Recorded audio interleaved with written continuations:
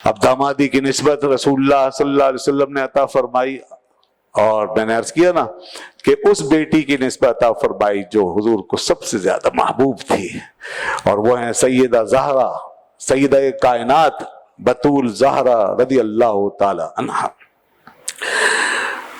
اور یہ نکاح اس شان سے ہوا جناب کہ سبحان اللہ، رسول اللہ صلی اللہ علیہ وسلم نے حضرت انس سے فرمایا، حضرت انس کہتے ہیں حضور نے مجھے حکم دیا، فرمایا جاؤ ابو بکر کو بلا لاؤ۔ اب ذرا غور فرمائیے، ابو بکر کو بلا لاؤ، نکاح کس کا ہو رہا ہے؟ آپ کی لگتے جگر کا اور مولا علی کا، ابو بکر کو بلاؤ۔ کیوں آتے ہیں لوگ نکاح میں؟ گواہ بنتے ہیں، مہمان بنتے ہیں، گواہ بنتے ہیں۔ اب اگر اہل بیت سے محبت ہے تو سنو، اہل بیت کو ماننے کا طریقہ یہ نہیں کہ سب آس پاس سے اڑا دو اور پھر اپنی پسند اور ناپسند پہ چلو۔ دیکھو کون کون شریک ہے اہل بیت کی شان اور ان کے فضائل کے معاملات میں۔ آج یہ بڑی نسبت و فضیلت کی بات ہو رہی ہے، یہ تو بنیاد پڑ رہی ہے اہل بیت کے آگے نسلوں کی، اور وہیں حضرت ابو بکر کو بلاؤ، عمر کو بلاؤ، عثمان کو بلاؤ، طلحہ کو بلاؤ، عبد الرحمن ابن عوف کو بلاؤ۔ اس طرح جلیل القدر اصحاب کو بلایا گیا، اور کچھ انصار صحابہ ان کو بلایا گیا۔ پھر اس نکاح کی مجلس میں ابھی حضرت علی رضی اللہ عنہ موجود نہیں تھے، رسول پاک صلی اللہ علیہ وسلم نے نکاح کی کارروائی شروع کی، سبحان اللہ، اور ارشاد فرمایا لوگوں سن لو، ان اللہ امرنی ان ازوج بنتی فاطمہ بنت خدیجہ رضی اللہ عنہا من علی، مجھے اللہ نے حکم دیا ہے کہ میں اپنی بیٹی فاطمہ بنت خدیجہ کا نکاح علی سے کر دوں۔ مجھے اللہ نے حکم دیا ہے کہ میں اپنی بیٹی علی کے عقد میں دے دوں۔ اور سنو، میں نے پہلے آپ نے خطبہ پڑھا، اس میں اللہ کی حمد و ثنا بیان کی، بہترین خطبہ ارشاد فرمایا، وہ سب لکھا ہوا حدیث کی کتابوں۔ اس کے بعد پھر آپ نے فرمایا لوگوں گواہ ہو جاؤ، میں نے اپنی بیٹی فاطمہ بنت خدیجہ کا نکاح علی کے ساتھ 400 مسکال چاندی کے بدلے میں کر دیا ہے۔ میں نے اپنی بیٹی کو اللہ کے حکم سے علی کے نکاح میں دے دیا ہے، اگر علی اس سے راضی ہوں، اگر علی اس سے راضی، کیونکہ وہ ابھی موجود نہیں ہے، اگر علی اس سے راضی ہوں۔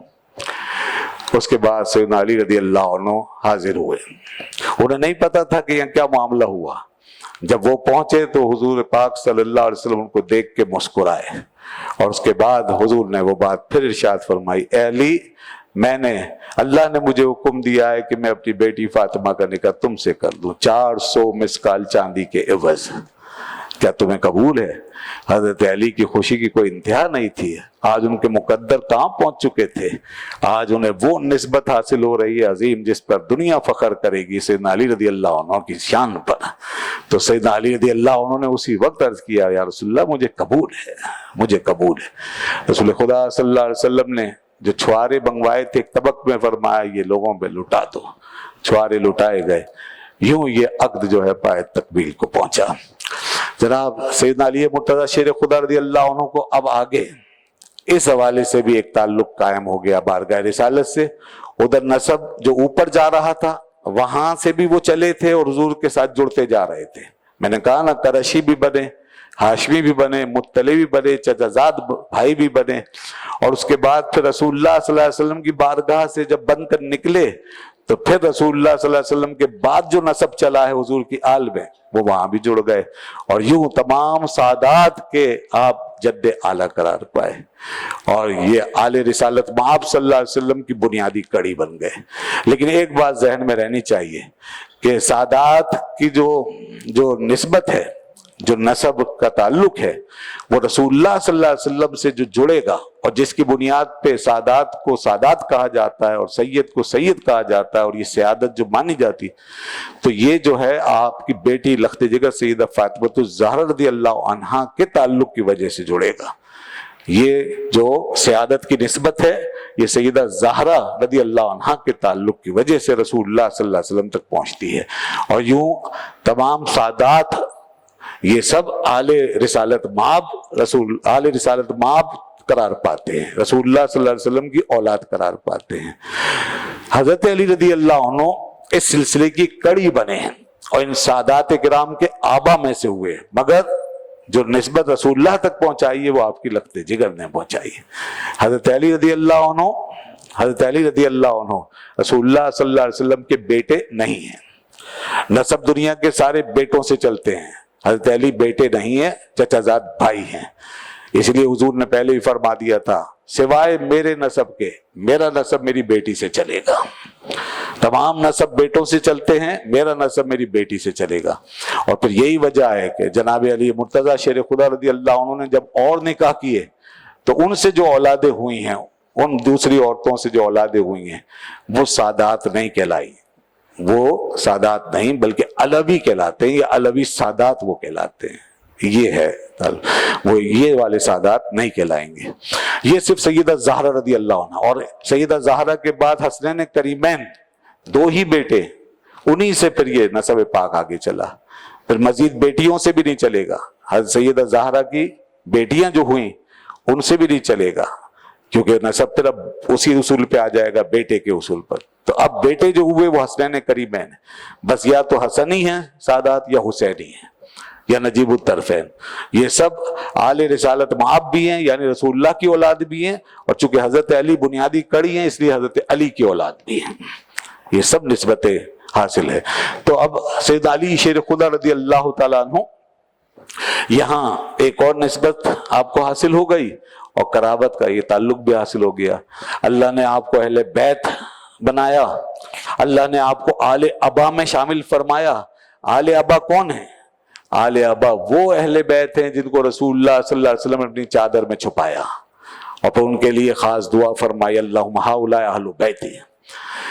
اللہ نے آپ کو آیت مباہلہ کا مصداق بنایا کہ جب مباہلہ ہوا عیسائیوں کے ساتھ تو جن نفوس قدسیہ کو حضور ساتھ لے گئے ان میں بھی حضرت علی شامل تھے۔ اس طرح سیدنا علی رضی اللہ عنہ وہاں بھی نظر آتے ہیں۔ اور پھر رسول اللہ صلی اللہ علیہ وسلم نے بڑے خاص موقعوں پہ آپ کے بارے میں یہ بھی ارشاد فرمایا تاکہ علی کی شان کہیں لوگوں میں چھپ نہ جائے، علی کی شان بھی لوگ جانیں اور سمجھیں علی کا مقام کیا ہے، کیونکہ بعد میں آنے والے ہر طرح کے لوگ ہیں، وہ بھی ہیں جو مبالغے کریں گے اور انہیں کہیں سے کہیں پہنچائیں گے، اور وہ بھی ہیں جو انکار کریں گے اور ان کی شان کو ٹھکرائیں گے۔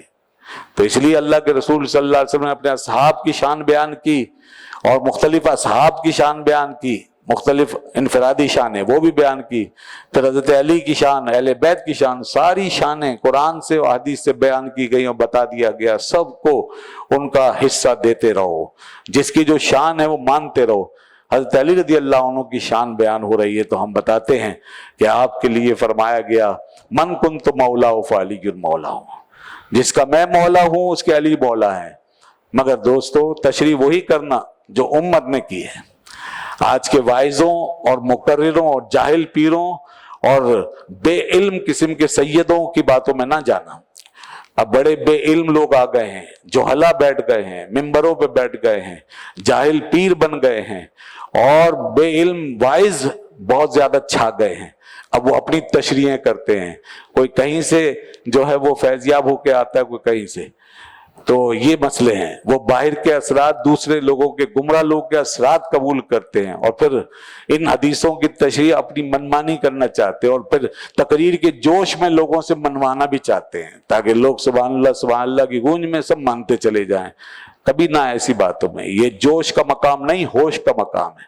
یہ عقیدے کے بگڑنے کا خطرہ ہے۔ من کنت مولا فعلی مولا ہو، کیا اس کا مطلب یہ ہے کہ علی جو ہیں وہ انبیاء سے بھی افضل ہیں؟ رسول اللہ صلی اللہ علیہ وسلم جو سب کے مولا ہیں، تو کیا اس کا مطلب یہ ہے کہ حضرت علی انبیاء سے افضل ہو گئے؟ اور کیا انبیاء کا مقام تو بہت بڑا ہے، حضرت علی رضی اللہ عنہ تو شیخین سے بھی افضل نہیں، حضرت ابوبکر و عمر رضی اللہ عنہما ان سے بھی افضل نہیں ہو سکتے، قطعاً نہیں۔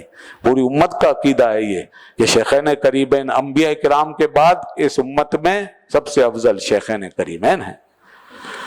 تو اس لیے اس حدیث کا یہ مطلب ہے، لوگوں نے کہا جی جس کے حضور مولا تو اس کے علی مولا۔ اب یہاں پر بات وہی ہے، ترجمہ کیا کر رہے ہیں آپ؟ مولا کا مطلب کیا لے رہے ہیں؟ مولا کے 20 معنی آتے ہیں، لغت کی کتابیں اٹھا کے دیکھیں۔ مولا کے معنی آقا کے بھی ہوتے ہیں۔